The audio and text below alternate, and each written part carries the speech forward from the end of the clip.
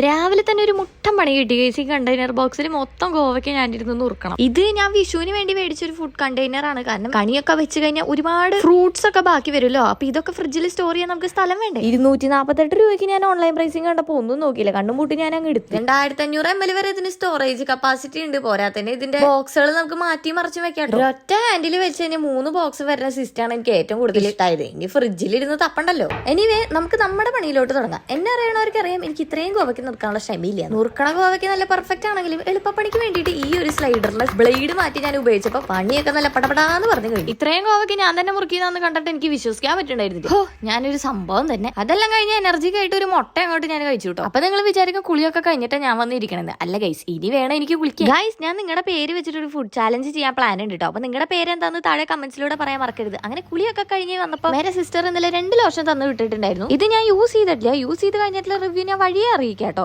അതുവരെ നമ്മുടെ ചാനൽ ആദ്യമായിട്ട് കാണുന്നവരുണ്ടെങ്കിൽ സബ്സ്ക്രൈബ് ചെയ്യാൻ മറക്കരുത്. അപ്പൊ ഓക്കെ, ബൈ.